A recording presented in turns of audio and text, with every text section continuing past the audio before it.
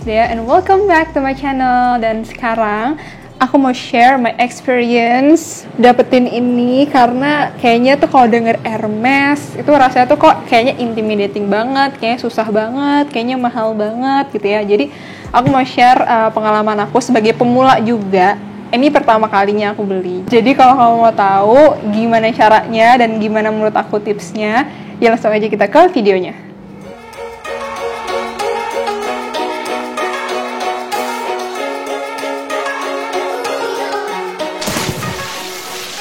Oke, jadi sebenarnya di video ini aku lebih pengen cerita-cerita sih ya, bukan mau ngajarin atau apapun, kayak bener-bener mau sharing aja. Sebelum aku share pengalaman aku mau cerita dulu ini tuh spek tasnya apa sih, komputer kali spek.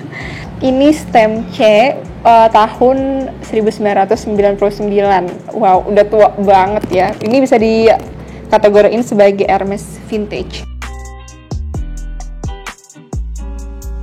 Jadi aku tuh emang pengen banget punya tas luxury brand gitu. Karena awalnya pengen pengen investasi kayak gitu.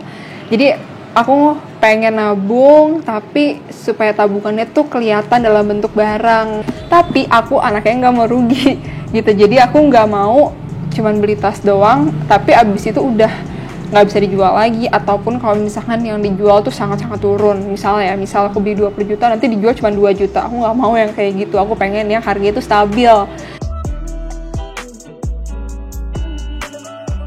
Nah, untuk tas branded pertama menurut aku ya nggak perlu Hermes juga sih. Tergantung banget apa preferensi kamu. Kalau aku kan tadi pengennya emang dari awal pengen investasi kan gitu. Aku jadi pengen cari tas yang emang harganya stabil. Misalnya kamu emang pakai ya untuk have fun, untuk dipakai sehari-hari tanpa takut rusak, tanpa peduli dengan investasinya, ya silahkan banget pilih berbagai merek gitu.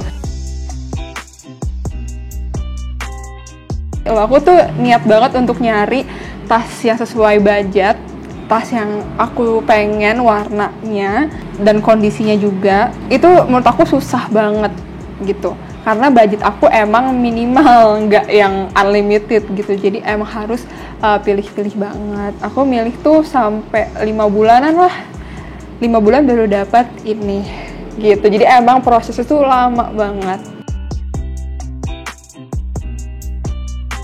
Karena ini pre-love dan ini vintage pula, jadi menurut aku ini oke sih untuk permulaan kalau kamu pengen beli tas luxury brand gitu, untuk tas branded.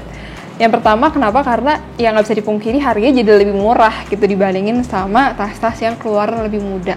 Terus juga pressure-nya jadi lebih dikit sih menurut aku, karena kamu nggak perlu takut rusak banget nih, takut kenapa gitu, karena ya bawaannya emang udah nggak sempurna gitu, karena ini udah tas 20 tahun yang lalu. Jadi ya aku nggak perlu takut untuk pakainya. Jadi seenggaknya dengan tas vintage ini kamu tuh bisa ngerasain dulu feel-nya gimana gitu, kira-kira cocok nggak sih aku pakai tas kayak gini gitu kan. Terus dengan tas vintage mungkin kamu bisa ngerasa juga kayak, oh ternyata aku suka dan aku pengen beli seri barunya gitu, biar aku bisa pakai lebih lama, bisa jadi. Atau bahkan kalau kamu ngerasa nggak cocok, kayak ya udah tinggal jual aja dan kamu ganti ke tas yang lain kayak gitu. Perhatiin juga belinya di mana, karena sebagai pemula kita tuh ibaratnya nggak tahu apa-apa ya. Walaupun udah sering browsing mungkin atau nonton YouTube orang gitu kan tentang tas, intinya kita tetap nggak pernah tahu aslinya tuh gimana gitu kan. Jadi menurut aku pilih online shop yang tepat juga itu penting banget gitu, karena selama 5 bulan nyari tas, aku tuh udah gonta-ganti nanya all shop sana, nanya all shop sini gitu ya. Dan aku pengen dapet pelayanan yang enak gitu, karena ya pertama aku gak ngerti apa-apa gitu. Yang kedua, itu all shop harus bisa ngejelasin ke aku, harus bisa sabar ke aku gitu. Aku pengen pelayanannya tuh ramah, kita bisa konsultasi dulu. Menurut aku tuh nggak ada salahnya kamu kasih tahu preferensi kamu ke tokonya atau ke penjualnya. Misalnya kayak, Mbak ada nggak sih tas yang budgetnya cuman misalnya 20 juta kayak gitu. Terus Mbak ini aku bisa kasih DP dulu, nanti pelunasannya minggu depan atau bulan depan kayak gitu. Menurut aku komunikasi yang kayak gitu penting banget sih sebelum beli. Terus aku juga nggak lupa untuk komparasi nih, jadi aku lihat dari beberapa toko, beberapa tas gitu ya, aku mintain foto-foto detailnya tentunya ya, supaya bisa lihat kelebihannya apa, kekurangannya apa, terus bandingin dengan harganya masing-masing. Dan akhirnya aku dapet ini bener-bener worth it sekali, di bawah 100 juta gitu ya. Kalau misalnya kamu bisa nyarinya, kalau kamu bisa negonya juga, dan bisa sabar pastinya. Dan di beberapa toko juga kamu bisa kok bayarnya 2 kali gitu. Jadi yang pertama DP dulu, baru ngelunasin kayak gitu. Jadi tergantung tokonya makanya. Dan juga aku nego juga untuk dapetin harga yang lebih murah lah ya, kayak gitu.